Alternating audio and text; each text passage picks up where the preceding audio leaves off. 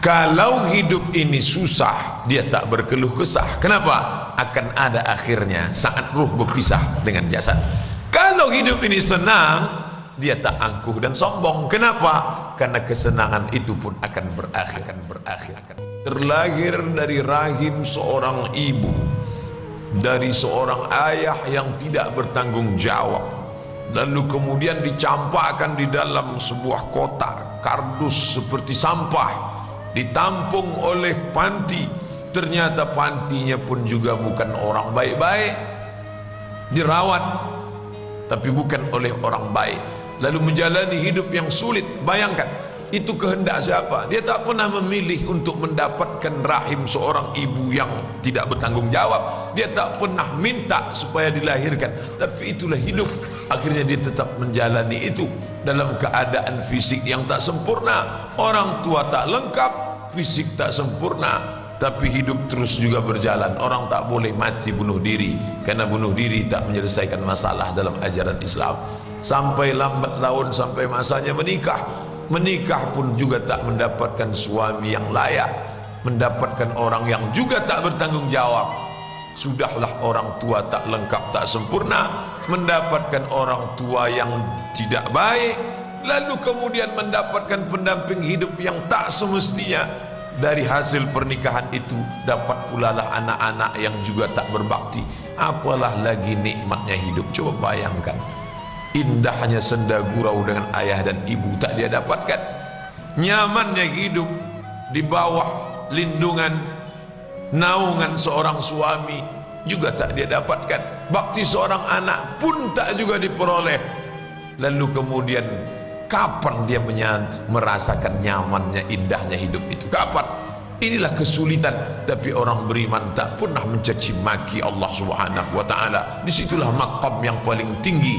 Raditu billahi rabbah. Aku ridha ya Allah. Ridha bukan berarti pasrah. Ridha bukan berarti tidak berbuat. Bukan apatis. Apatis bukan ridha. Maka orang beriman itu ridhanya beda. Dia tetap berjuang. Tapi kalau dapat juga yang seperti itu, maka dia tidak berkeluh kesah. Kenapa? Karena ini akan ada akhirnya. Di mana akhirnya? Saat ruh berpisah dengan jasad. Saat itulah dia tersenyum bahwa dia diuji Allah Ta'ala dengan kesulitan, kesusahan. Ya, walanabluwannakum, kami pasti akan menguji kamu. Wabashshiris sabirin, tapi tetap engkau berikan kabar gembira kepada orang-orang yang mampu menahan lidahnya untuk mencaci maki, menyumpah serapah Allah. Siapa itu? Alladzina idza asabathum musibah, mereka yang ketika ditimpa kesusahan, kesulitan, mereka mengucapkan inna lillahi wa inna ilaihi raji'un. Seperti mayat yang dimandikan orang hidup, tangannya mau dibelokkan ke sini, kakinya mau dibengkokkan, itu dia tak ada kuasa lagi. Dia serahkan kepada Allah Subhanahu wa ta'ala. Inna lillahi wa inna ilaihi raji'un. La haula wa la quwwata illa billah. Itulah yang kita ucapkan setiap pagi selesai salat tadi. La ilaha illallah wahdahu la syarika lah, lahul mulk. Aku tak punya kuasa, walahul hamd. Aku tak punya puji-puji, puja-puji, tak layak dipuja-puji. Apa yang aku punya? Lahul mulku wa lahul hamdu. Yuhyi, dia yang menghidupkan, wa yumit, dia yang mematikan. Wa huwa ala kulli syai'in qadir. Dia kuasa atas segala sesuatu. Kalau hidup ini susah, dia tak berkeluh kesah. Kenapa? Akan ada akhirnya saat ruh berpisah dengan jasad. Kalau hidup ini senang, dia tak angkuh dan sombong. Kenapa? Karena kesenangan itu pun akan berakhir. Menikah masalah, muncul anak tambah masalah, nambah ini tambah masalah, pergi tempat kerja masalah, ini masalah. Hidup ni kalau sudah masalah, itu menengok baygon macam Coca-Cola. Main ke menara masjid, nengok ke bawah macam sejengkal, bawaannya mau mati aja, mau terjun. Maka ada masa-masanya orang itu istirahat. Dunia sijnul mu'min. Dunia ini sijin, penjara. Dunia sijnul mu'min. Dunia ini penjara bagi orang beriman. Penjara itu kan tertahan. makan tertahan, minum tertahan, nafsu tertahan, mau keluar tertahan. Dunia ini pun kita tertahan. Mau makan ini tak boleh, mau minum ini tak boleh, mau tengok ini tak boleh. Sedangkan di surga itu la maqtu'atu wa la mamnu'ah, tak putus dan tak tertahan. Nikmatnya tak terhenti. Apa saja yang mau dimakan, makanlah. Apa yang mau diminum, minumlah. Apa yang mau dipandang, pandanglah. Apa yang mau dinikmati, nikmatilah. Walakum fiha ma tashtafi anfusukum. Di dalamnya apa yang mau kamu mau makan, mau kamu nikmati, nikmatilah. Walakum fiha ma tad'un. Apa yang mau kamu nikmati, apa yang mau kamu dapati, tak ada tahanan, tak ada batasan.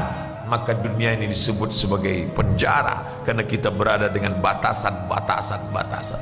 Bapak Ibu yang dimuliakan Allah, maka dalam Islam diajarkan berapa sulit, susah, ribet, suka duka hidup ini dia akan berakhir.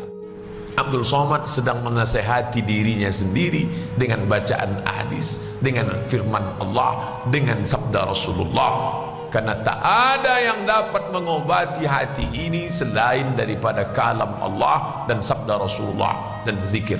Ala ketahuilah, bizikrillah, dengan memperbanyak zikir tatma'innul qulub, hati menjadi tenang. Salah satu makna zikir itu adalah melihat ayat Al-Quran, melihat hadis Nabi Muhammad sallallahu alaihi wasallam. Tapi saya tak pula ingin setelah mengkaji ini Bapak Ibu bawaannya mau mati aja. Saya tak ingin kita keluar dari pengajian ini atau setelah berakhir ini nanti kita salat sunan Isyraq lalu Bapak Ibu doanya, ya Allah susah betul hidup nih, kata Pak Ustadz akhir daripada hidup ini adalah istirahat, cepatkanlah istirahatkan aku.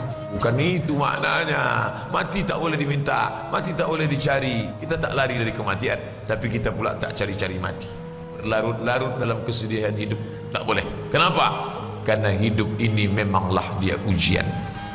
Banyak betul soal ujiannya Pak Ustadz. Kalau tidak mau diuji, jangan masuk ruang ujian. Ini ruang ujian, ini tempat ujian.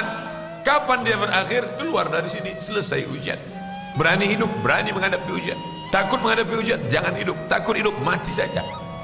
Orang Islam itu jelas langkah-langkah hidupnya. Sama-sama kita berdoa kepada Allah Ta'ala, mudah-mudahan melewati berbagai macam ujian ini kita lulus insyaAllah.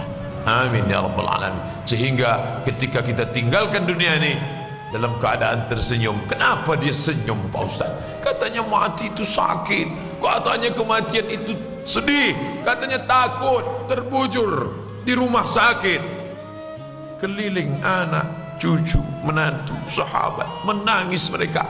Kenapa dia tersenyum Pak Ustaz? Dia sudah istirahat, dia sudah tenang. Adapun sisa hidup kita ini kita manfaatkan untuk yang baik-baik.